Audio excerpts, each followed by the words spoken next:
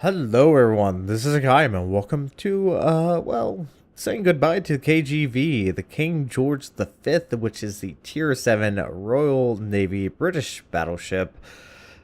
Yes, finally moving on. We are playing on neighbors. We have a Shikoku, Alabama, Tirpitz, Bismarck, KGV, Nagato, New Orleans, Pensacola, York, Cleveland, Leander, Akatsuki, and as you can see, we have quite a few pink members on our team. There is a Lexington, two North Carolinas, Tirpitz, Gneisenau, Nagato, New Orleans, Atlanta, Pensacola, Belfast, York, and a Fabuki. Now, I've heard a lot of complaints about the KGV, how pretty much they are saying that it's a bad ship and it's not really that enjoyable. I've enjoyed it.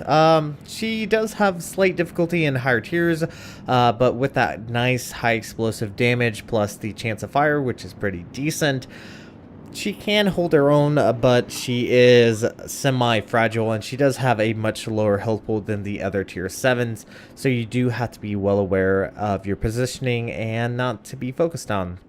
Really is what it comes down to. Now it looks like our friendly team is starting to push out south of our cap, and we are playing standard battle, which is not particularly my favorite, but definitely could be a lot worse. So instead I'm actually going to push out the eastern side of our cap and try to assist over there.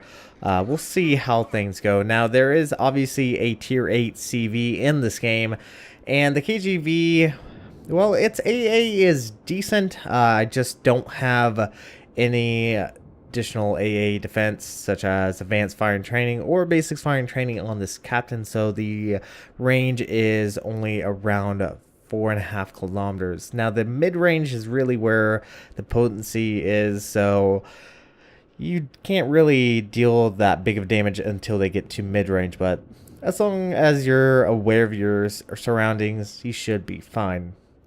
We're going to go ahead and try to come out this way. We do have a Leander that's pushing out east, as well as originally in New Orleans that was pushing and then is now pulling back, which is always so great. Now, it looks like the Shikoku is going for a strike. He's actually going full in.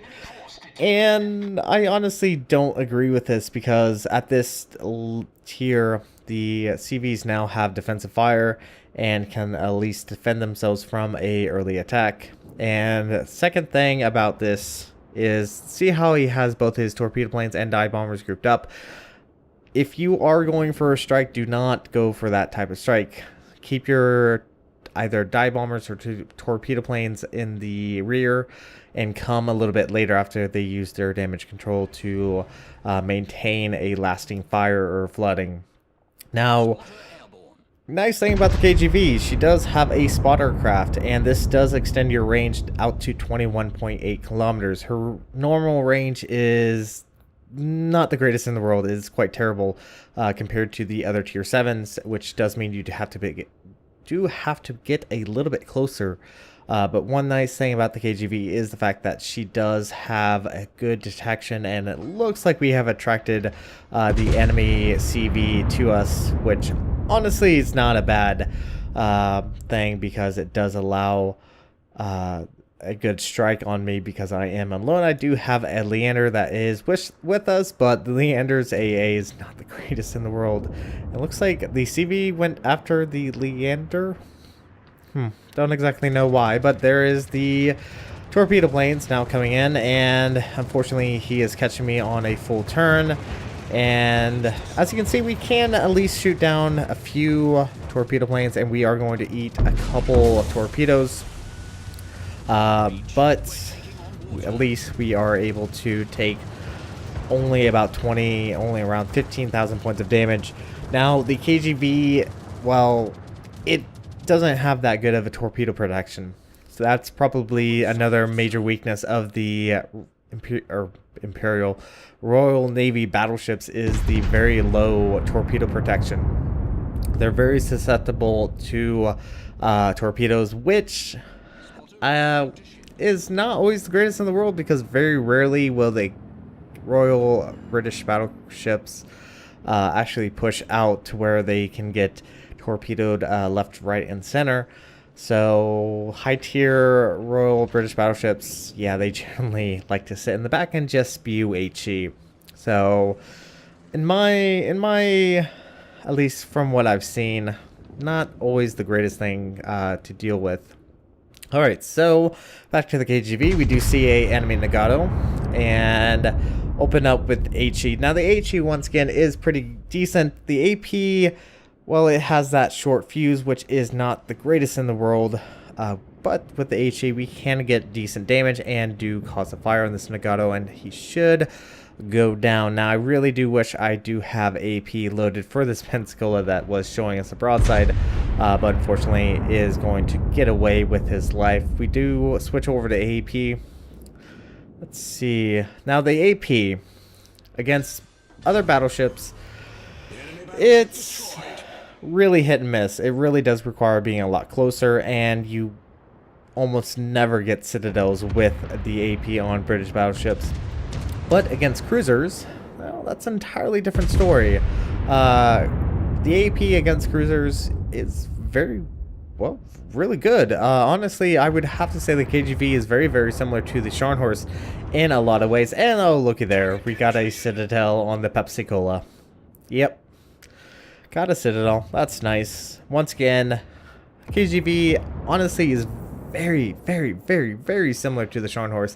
So if you have the Scharnhorst and you are accustomed to her, you should do fine with the KGV. The only obviously minor exception is the fact that she does not have torpedoes. Now, one thing I will have to say about the guns, and this is kind of annoying, is yes, the Sigma value is pretty high, especially on British battleships.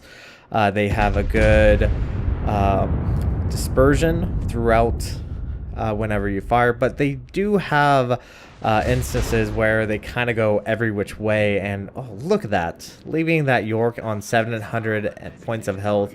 I do go ahead and point him out to the friendly team to at least focus them. Now we are in a good positioning as far as our teams are concerned, due to the fact that they have lost their CV. There's no support from their Lex, and unfortunately for us, that York does get away. 700 points of health, and he gets away. Now our team is ahead in ships, which means we are ahead in points. We have only lost a battleship and a cruiser, while they have lost their carrier, a battleship, and their destroyer. Now I think it is going to be a good time to push towards their cap, because it looks like the majority of the enemy team is sitting out west of their cap, kind of pushed back a little bit further back from their spawn point. And there is the enemy North Carolina, who I will have to say AP against the KGV is really potent. You will get Citadel. The armor is not the greatest in the world. The KGV really does require being stealthy, but we should get a good hit on this North Carolina. Let's see if we can light him up. Look at that. Got a fire on that North Carolina, so he should hopefully burn. We'll see how things go. But I do have to be well aware of my angling. Because, yeah, once again, the KGV's armor is not the greatest in the world.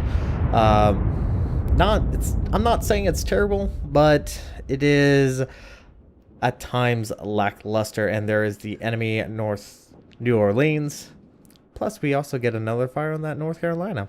But it does look like we have that Pensacola that we citadel a little bit earlier still alive and kicking. One good hit from our HE should take him out. And I do hold my fire because I figured our friendlies would actually take care of him once and for all. Now, honestly, I do switch over to AP, and I do have the captain skill that does increase the reload rate when you have a full, well, whenever your guns are fully loaded. And let's see if we can get a double strike. That would be nice. Shots off at the New Orleans, and we get a ricochet. But shots off at the York. Let's see if we can take him out. Ah, there we go. Got a overpen and one dead York. Very, very nice. All right, so with that in mind, let's see. We do have AP loaded. Not the greatest thing in the world.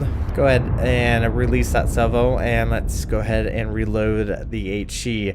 Now, having expert reloader on your captain is nice for British battleships. Look at that, almost 10.7k worth of damage against that North Carolina. Pretty good, not too bad, but would have been nice if we had bigger shells that actually penetrated his citadel and would have finished him off. But going back to having that reload rate increase whenever you're switching ammo type is nice, because many times you'll be firing HE and then you'll almost need AP, and having that, cutting it down in half is really beneficial. So things are looking very, very nice for our team. We are ahead in points and ahead of ships. It looks like the friendly Bismarck and Tirpitz and Akatsuki are really stalling them from pushing any further north. Now, there is Atlanta around here somewhere, which honestly, the Atlanta, it's a fun ship. It's a kind of gimmicky ship. It can be very powerful in its own right, but with its very limited range and very poor armor, not that helpful for your team most times, especially in open waters. Now, we do have our spottercraft, and I am actually enjoying the spottercraft because, once again, it does allow you to fire at targets at a very long range. And we're doing quite nice. Well, we're doing very well as far as damage is concerned. We're at 104k.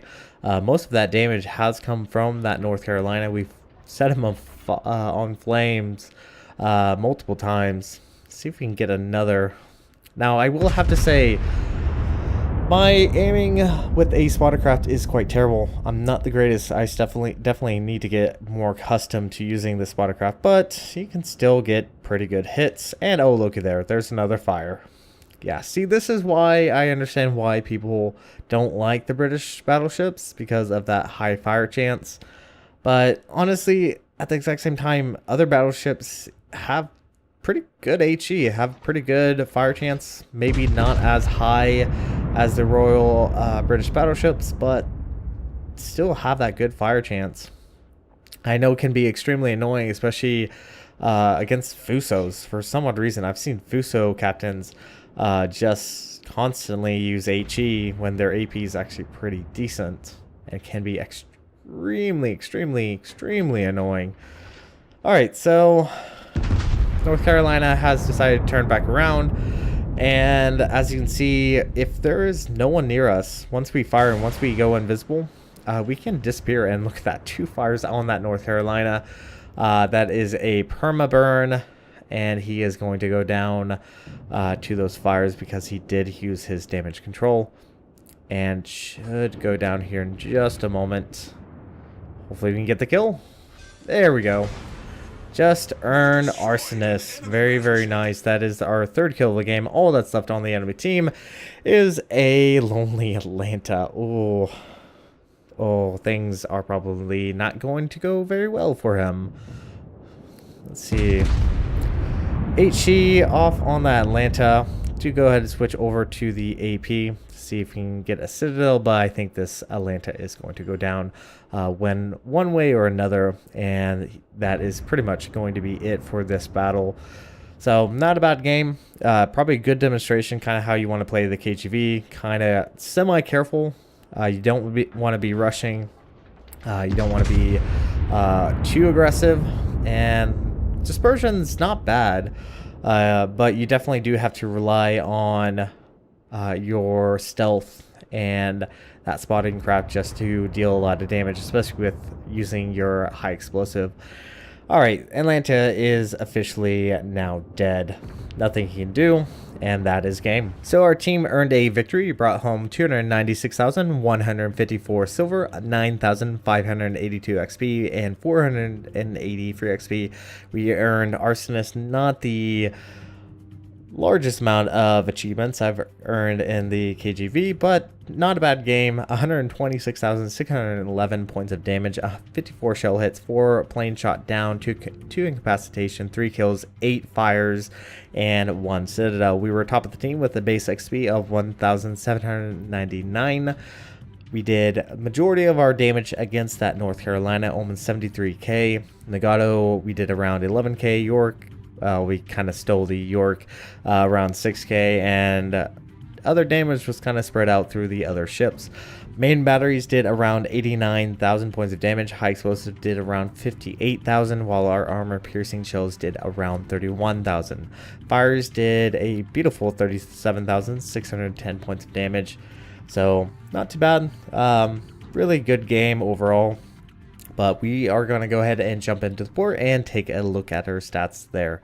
See you guys there.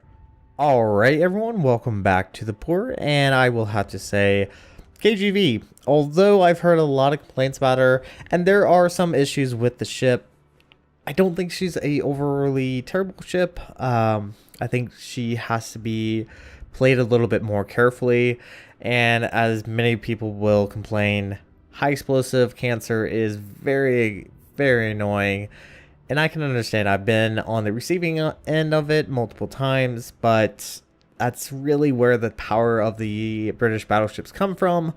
But let's go ahead and take a look at stats and kind of see how she compares, I guess. Survivability, the KGV, once fully upgraded, has about 60,500, which is actually the second highest compared to the Gneisenau in Colorado. Colorado actually has the least amount, which I actually completely forgot about. But the Nagato has the most amount of health. So health-wise, pretty decent. Armor is... well, at times it can be alright. You're looking at 25 millimeters on the bow. Citadel, well, Citadel sits kind of below water, but I do experience getting Citadeled, even from like a Queen Elizabeth. You do have 381 millimeter armor. If you compare it to, say, I believe I have the Scharnhorst. Let's actually quickly grab that. Scharnhorst, you have 350, and obviously the Scharnhorst is quite a bit of an exception due to the fact that it does have turtleback armor. Its Citadel also sits fairly below water, so at times the KGV, its armor is, oh, it's hit and miss at times. Once again, I do experience these random Citadels, especially if you are overmatched. The Citadel athwart ship is only 51 millimeters, so it can be quite annoying. Another kind of bad thing about her is 24% torpedo protection. Really does not like torpedoes. I believe she is actually about average. Scharnhorst also has 24%. So once again, very similar to the Scharnhorst in a lot of ways. So do be careful of torpedoes as usual, as you should be. Moving on to main guns. As I did point out when we first got her, she is very unique. She has one turret that is dual with 356, and she has 2 turrets which are quadruple turrets. So do have to be aware that at least the majority of your firepower is in the front, but obviously you only have your secondary or your second turret, firing 2 shells each instead of 4 like it is in the rear. But still unique in that aspect, and it can be at times annoying, but something you just have to get used to with the KGV. Reload time is 25 seconds. Very nice. Does feel very similar to, once again, the Scharnhorst. Turn time on the guns is 36 seconds, and that is with Jack Dunkirk with the additional expert marksman. HE damage is 6,100 with a 41% fire chance. Yeah, it's not too bad. Can be very potent, and I'm sure it is very annoying to enemy battleships and enemy ships, but it's your mainstay as far as your weapon type. AP damage is pretty decent, 10,500. Firing range is 18.1. Shell velocity is 757 meters per second, so you do have to provide a semi lead to it whenever firing. but overall, not too bad. Secondary guns are there. They're just there. They're a good way to help defend. You have 8 dual 134 millimeters. They fire every 6.7 seconds. They do a max damage of 1900 with HE and have a 8% fire chance with a 5.3 kilometer range. And obviously, if you get AFT, that is going to increase the range of your secondaries as well as your AA defense. Let's see. She has 14 single 20 millimeters. They have an average damage of 50 with a 2 kilometer range. Then you have 4 dual 20 millimeters. Average damage is 24 with a 2 kilometer range. And then you have some additional 40 millimeters. Average damage is 26 with a 2.5 kilometer range. And here is probably where you get most of your damage. Once again, it is your kind of short mid-range AA, 119 points of average of damage per second with a 2 kilometer range, and then your secondaries offer additional 65 average damage with a 4.5 kilometer range. So AA is decent. Definitely gonna be buffing that AA with some captain skills, but we'll see as we get our captain fully leveled up. Max speed is 28 knots, which is pretty decent. I believe she is one of the fastest battleships on tier 7, obviously better and faster than both the Nagato and Colorado. Turning circle radius is 790 meters, which if we compare to the Scharnhorst is a little bit better, so is semi-decent, but her rudder shift time is atrocious, 15 seconds. Let's compare it to the Scharnhorst, 11.6. So yeah, rudder shift time is quite lazy. Definitely do need to try to decrease that whenever possible, just make you a little bit more nimble. Moving on to concealment. Detectability range by sea is 12.2. That is extremely scary. Scharnhorst, 15.2. I'm pretty certain the USN and Nagato are around 14 to 15 kilometers. So that is extremely scary when considering that the KGV can get that close. Detectability range by air is 10.8. And I probably should go ahead and mention this now. This is prior to the next upcoming update, and this next upcoming update is going to be nerfing the smokescreen, which means that whenever you fire within a smokescreen, you still can be detected at a certain range. Obviously, it will be not as far as your main guns are concerned, as far as the range of the main guns.